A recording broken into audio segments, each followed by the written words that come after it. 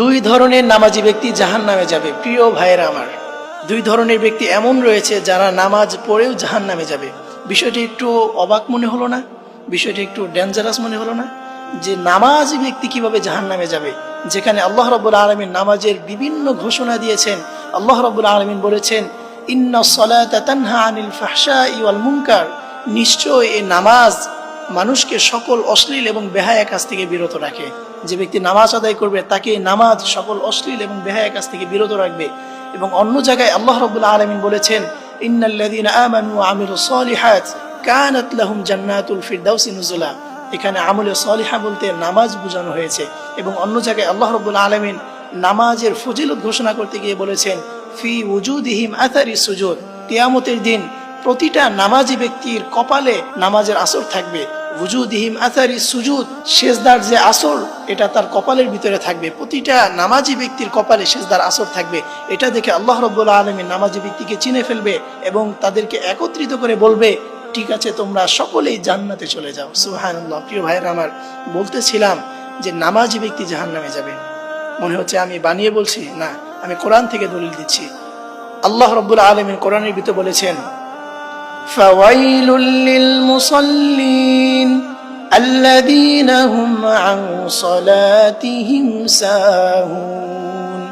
ফাওয়াইলুন, অতঃপর ওয়াইল নামক জাহান্নাম, ওয়াইল নামক জাহান্নাম লিল মুসাল্লিন, মুসল্লিদের জন্য। আমাদের অনেকের ধারণা যে জাহান্নাম মনে হয় 7টি, কিন্তু না প্রিয় ভাই, জাহান্নাম জাস্ট একটি, কিন্তু এটার বিভিন্ন পর্যায় রয়েছে, বিভিন্ন লেভেল রয়েছে। জাহান্নামের 7টি গেট রয়েছে। দুনিয়াতে যেমন কারাগারের বিভিন্ন লেভেল রয়েছে, এক এক অপরাধীকে এক এক জেলখানায় রাখা হয়, ঠিক আল্লাহ রাব্বুল আলামিন এই জাহান্নামকে 7টি ভাগ করেছেন। এটা 7টি দরজা করেছেন।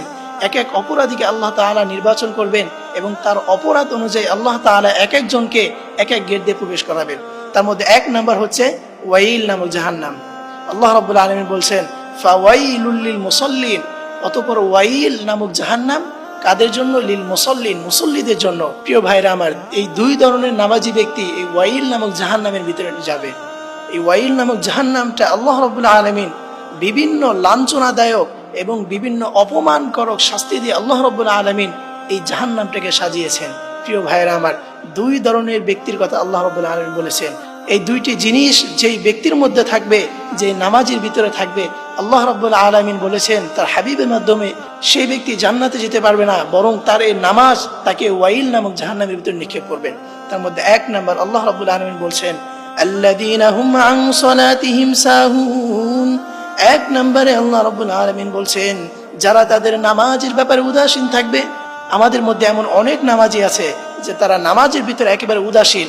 নামাজে দাঁড়িয়েছে তো দাঁড়িয়েছে, মন কোথায় আছে না আছে কোনো খেয়াল নেই। কয় রাকাত নামাজ পড়েছে এটারও কোনো খেয়াল নেই। নামাজের ভিতরে একদিকে চিন্তা গেছে তো গেছে, সেদিক থেকে আর ফিরে আসছে না। এরকম যারা নামাজের ভিতরে যারা উদাসীন থাকবে, তাদেরকে আল্লাহ রাব্বুল আলামিন বলেছেন তাদের ওই নামাজ তাদেরকে জান্নাতে নিতে পারবে না, বরং তাদের এই নামাজ তাদেরকে ওয়াইল নামক জাহান্নামের ভিতরে নিক্ষেপ করবে। নাউযুবিল্লাহ। 2 নম্বরে আল্লাহ রাব্বুল আলামিন বলেন, আল্লাযীনা হুম ইউরাউন।